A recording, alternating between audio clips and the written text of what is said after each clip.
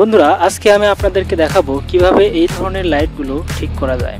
এই ধরনের লাইটগুলো হয়তো আপনাদের অনেকের বাসায় থাকতে পারে, তাই ভিডিওটি মনোযোগ সহকারে দেখলে বুঝতে পারবেন কিভাবে এই ধরনের লাইটগুলো আপনি নিজে বাড়িতে বসেই ঠিক করতে পারবেন। অনুরোধ থাকবে ভিডিওটি না টেনে দেখার জন্য। আর আপনি যদি আমার চ্যানেলে নতুন হয়ে থাকেন তাহলে অবশ্যই চ্যানেলটি সাবস্ক্রাইব করবেন, সেই সাথে পাশে থাকা বেল বাটনটি বাজিয়ে দিবেন যাতে আমার চ্যানেলে নতুন কোনো ভিডিও আপলোড করার সাথে সাথে আপনার কাছে নোটিফিকেশন চলে যায়।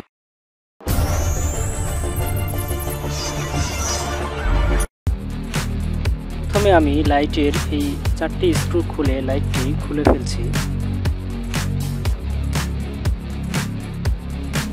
বন্ধুরা, খোলার পরে দেখতে পাচ্ছি যে এখানে ব্যাটারি চার্জিং এর জন্য একটি সার্কিট ব্যবহার করা হয়েছে। এই সার্কিটটি আসলে অত্যন্ত পুরাতন এবং এটি একটি ঝুঁকিপূর্ণ সার্কিট, তো আমরা এই সার্কিটটি লাইট থেকে বাদ দিয়ে দেব। এরপর আমরা লাইটের এই অংশটি খুলব, দেখব এখানে কি আছে। খোলার পর দেখা যাচ্ছে এখানে বেশ কয়েকটি এলইডি দিয়ে তৈরি করা একটি এলইডি স্ট্রিপ। এখানে সর্বমোট 18টি এলইডি রয়েছে।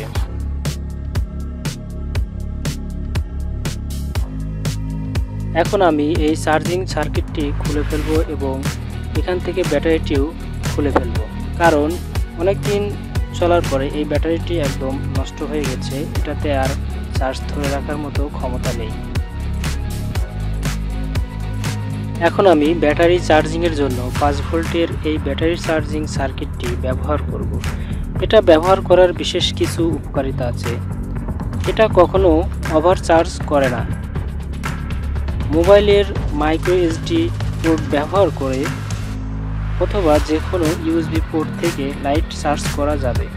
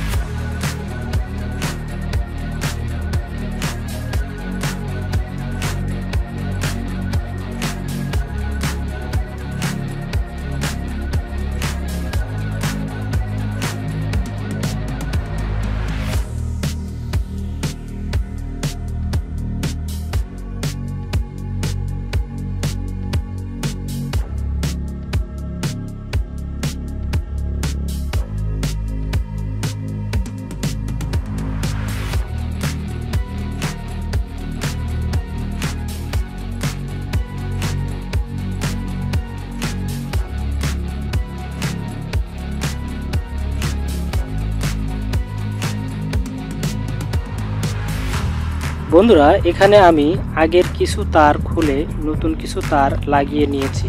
এখন আমি নেগেটিভ পজিটিভ দেখে চার্জিং সার্কিটের সাথে তারগুলো যুক্ত করব।